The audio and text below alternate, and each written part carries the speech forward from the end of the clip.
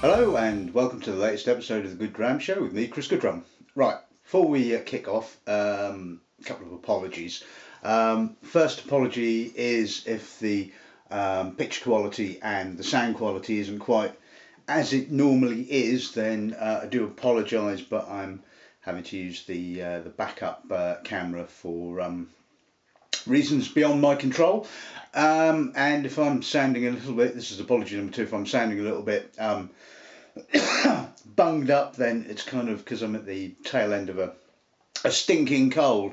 I mean, it's great, isn't it? Bank holiday Monday, and yeah, having to deal with a cold. But anyway, these are minor technicalities which obviously won't put me off sharing today's little tasting with you. And as I said last week, time to have another look at the Rocktown Distillery now, mainly because like I said, Phil popped into the shop a few weeks ago when he was over here in the UK and kindly left me a load of samples. And as you probably can remember, not that long ago now, I tasted the young bourbon that they produced for the World Whisky Awards. Really liked it.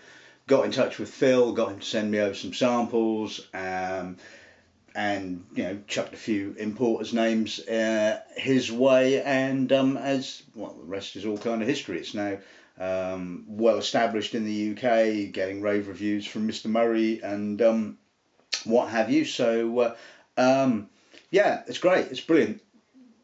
Phil, lovely guy. You know, probably could have spoken to him for considerable longer than we were able to, but if you caught one of the tastings around the country then that he was hosting, then hopefully you had a really good time. So anyway, enough about that. Let's I think this is the third episode of the show that I've done on Rocktown, so no need to waffle, just introduce this afternoon's sort of lineup. Right, okay, so we're going to kick off with, well, 2 of these are actual bottles, and the rest are all cask samples. So we're going to kick off with a cask sample of the single cask sample of the Hickory Smoked whisky that they do. This one is cask 143, and it is been aged, or is currently being aged, in an X4 Roses 35 litre cask. It was distilled in the 11th of the 7th, 2013, and actually no, 7th of the 11th, sorry, because the Americans do everything backwards, don't they? So November 2013, and was obviously drawn out in March of this year, so making it just under sort of a couple of years.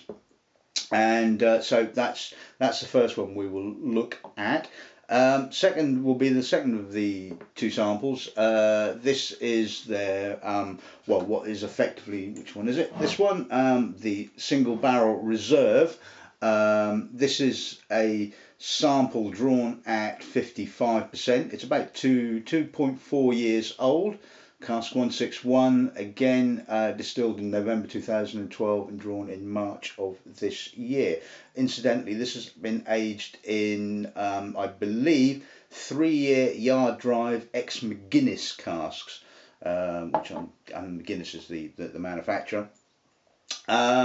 This is another single barrel sample, cask 107A.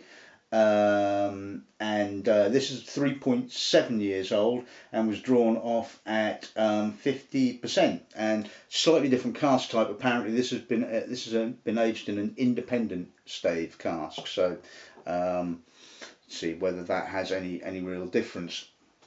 And then finally we're looking at, or not finally, the last, shall we say, of the Single Barrel Reserve bottlings. This is the current release, I'm guessing it's the current release, bottled at 56.5, and although yeah, it does state the cask number 227, doesn't have an age statement, although it hasn't been aged much longer than 4 years of time. And as you can see, slightly different darker colour, so it does obviously indicate additional maturation. And finally we'll be looking at a brand new bottling from them, the 4 grain sour mash, and so obviously all 4 grains are used in that, and it's the sour mash, so the spent lees and yeast and what have you is used to basically start the fermentation of the next fermentation. And the whole idea is it adds a sort of a sourness to the whiskey, sort of sour apples, fruits, that kind of thing. And a lot of supposed sour mash whiskies don't tend to have too much of that sour mash kind of character, as I've said before when I was doing the Mitchell's tasting. So anyway, that's this afternoon's little lineup. So crack on with the Hickory Smoked then.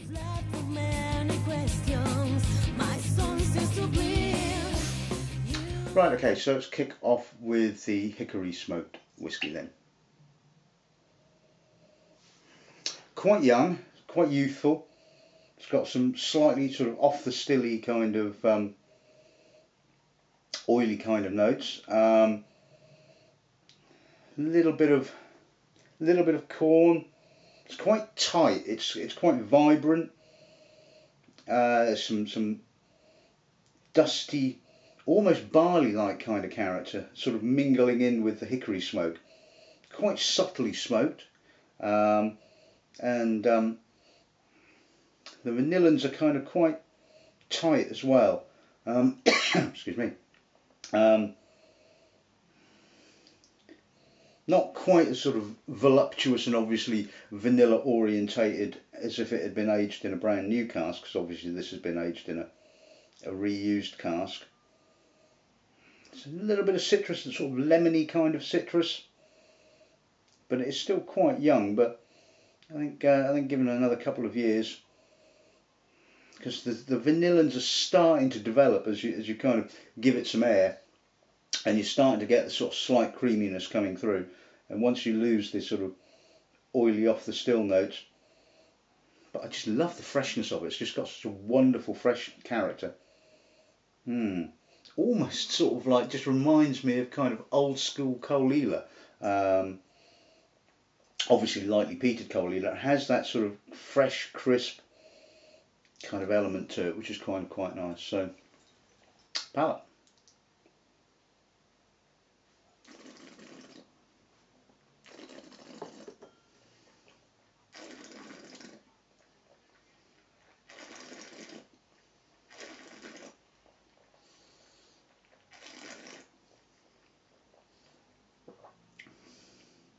Oh, that gets woody on the middle.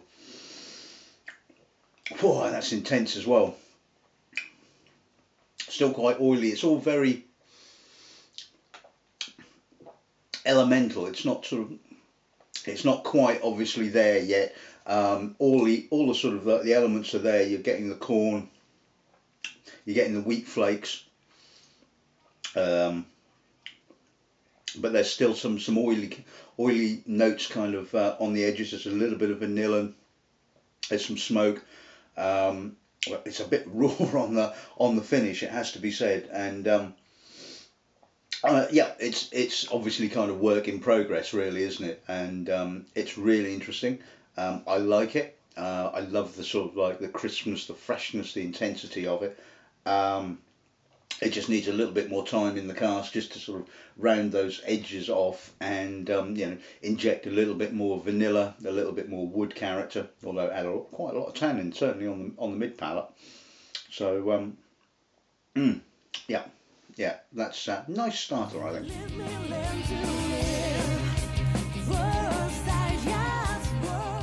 Right, okay, so on to the first of the single barrel samples. Let's see what the nose gives us on this one, shall we? Quite toffeed, molassy, oily. Some nice corn, a little bit of rye, a little bit of herbal rye. Oh, it's just lovely intensity. And for such a relatively young spirit, it has some real complexity to it. There's a little bit of almost oily barley character, some biscuity notes, A little bit of chocolate, some coffee as well. Again, it's got a little bit of a rawness to it, but then that's not a surprise considering it's, you know, not even 2.5 years old. But you know, it's just got so much going on for it, even at this early stage of its evolution. Yeah, that's good. Palate.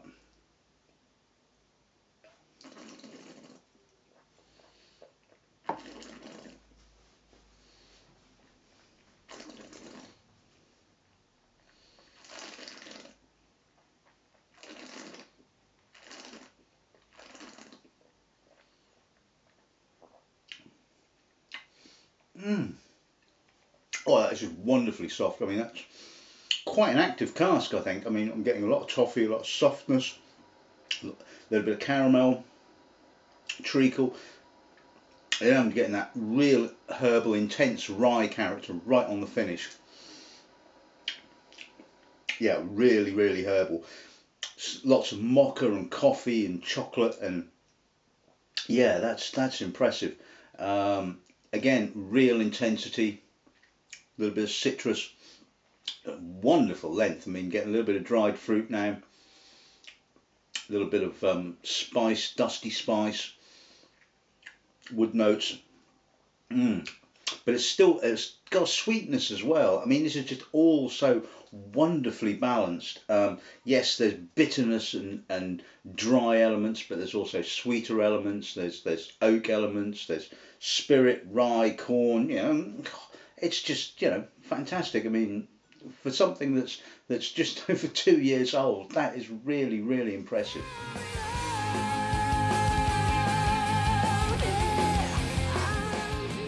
Right, okay, and on to the second of the samples. This is the just over 3.5 year old at 50%. So let's see what the nose gives us on this.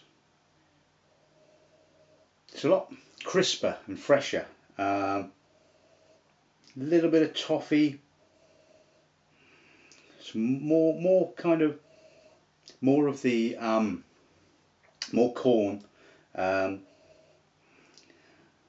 rye is a little bit more chocolatey, a little bit more less herbal, a little bit more spice. Probably not quite as much as evolved oak on the nose, shall we say, but and a little bit feels a little bit younger in actual fact. Possibly. Still, it's got some really nice balance, some nice spicy rye notes coming through, a little bit of smoke, a little bit of citrus. Yeah, that's really crisp, that's really fresh, that's really nice. Palate.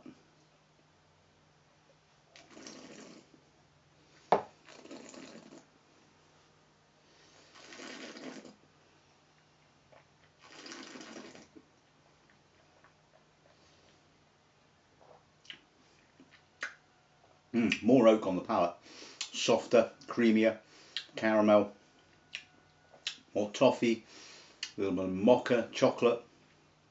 Again, quite a lot of corn, quite fat, oily. Rye, again, less herbal, more spicy, a little bit of dustiness, more treacle, more molasses kind of character. Yeah, that's really soft, that's really nice.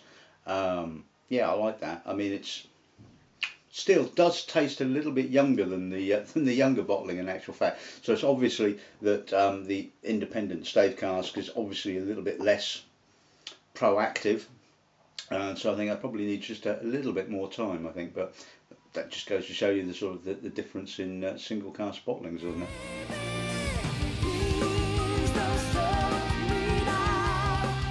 Okay, so let's move on to this one. This is the actual single barrel reserve release at 56.5. So let's see what the real McCoy gives us then, shall we?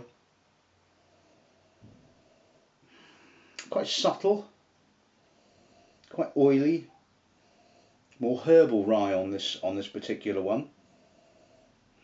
A little bit of chocolate, sort of edgy, spices, quite oily, quite youthful, quite not quite as fresh as the previous one, but still some lovely corn. A nice mixture actually, lightly herbal rye and spicy rye. Lovely sort of light treacle, a little bit of dark nuts. Oh, I just gotta love that intensity, and almost floral note. Not quite violety, but slightly floral coming through. Oh, that's lovely. That is really intense, really deep, and I mean really, really deep. Palate.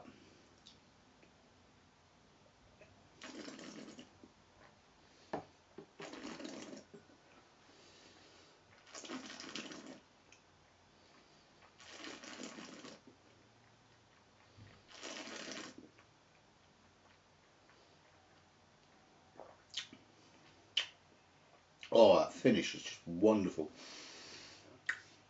Again, sort of get a lot more rye on that now on the finish. That intense herbal rye, but it's so rounded, so soft, so treacly, molassy. Lovely spiciness to it as well. Some corn, plenty of oak, but it's not sort of OTT in the oak. The rye really kind of, and the alcohol to a certain extent, kind of cuts through that, freshens it. A little bit of charcoal on the aftertaste. Lots and lots of soft tannins, woody notes. But again, there's a sweetness there which is balancing all of that. A nice kind of corn sweetness. Yeah. Oh, that is fantastically good.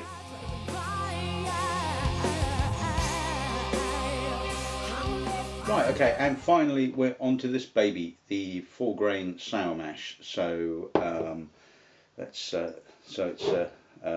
corn, wheat, rye, and malted barley. So all from I believe all from Arkansas. Yep, all local. And I think that was one of the things that both we talked about, was that they love to use sort of the local produce, so that they feel that, you know, they are part of Arkansas.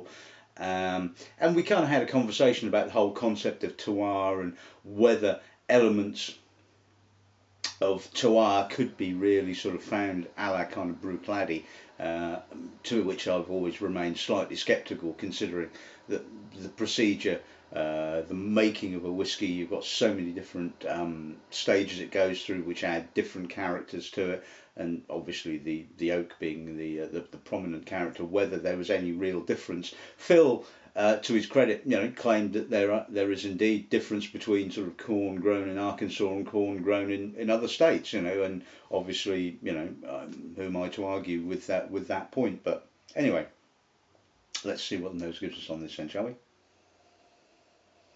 Well, right off the bat, you're getting that slightly yeasty, leesy, sour fruit kind of character, which is what I want from a sour mash whiskey. I want to know that it's had that kind of development. It's got a lovely freshness, but there's definitely elements of corn, wheat flakes, slightly chocolatey rye. That is complex. That is really complex. You're getting all the elements, which is what you want, you know. But none of them sort of stand out more than the other. It's all really quite harmonious. There's some chocolate, some spice, but all the while you're just getting that slightly sour edge to the nose, which does kind of take the fatness off, which is quite nice, because I mean some bourbons and American whiskies, as you know, can be very corn fat, very sort of heavy on the corn, and just lacking that sort of edge, and it's got a nice oiliness, a little bit of almost linseed oil.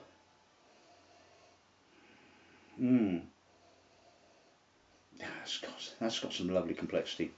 But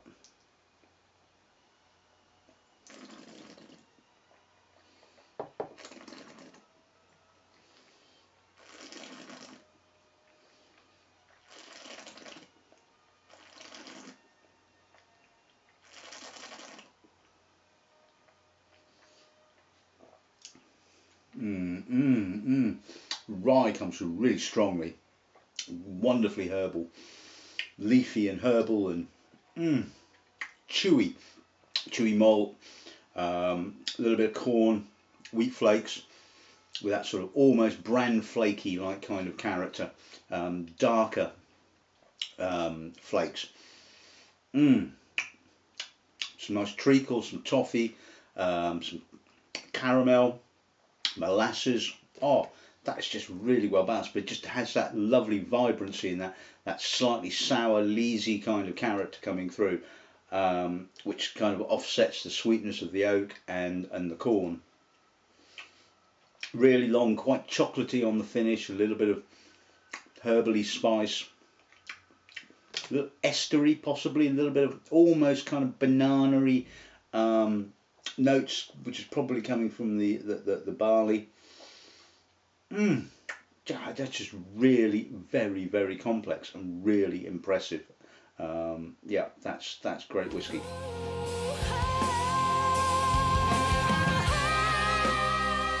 Right, okay, so let's sum this little tasting up then. Again, a big thank you to Phil Phil Brandon from Rocktown Distillery for the samples for this afternoon's little tasting, and quite rightly, getting the rave reviews. I mean, this stuff is young, but it just has so much intensity and so much character. The Hickory Smoked, I really like that. I mean, it has sort of oiliness. I mean, yes, it's a bit young at the moment. It probably needs another couple of years in cask, I think, just to sort of remove some of those off the still impurities. But I love the lightness of touch, the smokiness. Yeah, really good. The single barrel bottlings, well, I think it just goes to show, how different single casks can be. This is the thing. Sometimes when you taste a single cask bottling, certainly a single cask bourbon or a single cask American whiskey, they can often feel like a component, because in truth that's what they are. They are part of an overall blend. But all three of these really have their own distinct character. They can stand on their own 2 feet, so to speak, and be a really interesting bottling. And yeah, that's great. I mean, obviously the finished article, so to speak, is probably the most complete, shall we say, of the bottlings, and these two really are kind of work in progress. But it's kind of showing you, how these different casks affect the spirit, and this is something that you don't get to taste very often. Who gets to taste sort of cask samples, American whiskies, probably one of the few times that I've actually had the privilege of doing so. So yeah, really interesting to look at. And the sour mash, yeah, the proper sour mash whiskey has the sour character, has the leesiness, the slight yeastiness, but again, it's not sort of one-dimensional. And for a really young spirit, you've just got to say, what are they doing? How can they get away with bottling stuff so young but with so much complexity and so much character, when a lot of other distilleries would put out something this kind of young, and it would be pretty, well, not grim, but it would be nowhere near ready for bottling. So who knows? Is it a combination of the water? Is it a combination of the stills, the oak? Who knows? I mean, but I'm bloody glad that they're doing it, because at the end of the day, Rocktown are producing some amazing spirit, and you really need to get out there and taste it, because it's too good not to be drunk and enjoyed. I think this distillery is just going to keep going and going, and it's probably going to win more accolades and stuff like that, shall we say. So yep, there you have it. That's Rocktown in the bag yet again, and I hope you enjoyed this little episode of the show. And like I say, apologies if the sound quality and the picture quality isn't quite what it normally is. Hopefully we will rectify that in due course. There are plans afoot, shall we say. So anyway, what next? Well, next, yeah, I've got to sort of dig some samples out, but I want to do a European whiskey tasting. I've certainly got an interesting local Nottingham whiskey, would you believe, up my sleeve, so to speak. So that will be coming up in the next episode of the show. But until then, like I said, get yourself a bottle of Rocktown. Doesn't matter which one it is in the range, they're all very, very good. Yeah, hopefully I will see you next week. So all that's left to say is good afternoon and good ramming.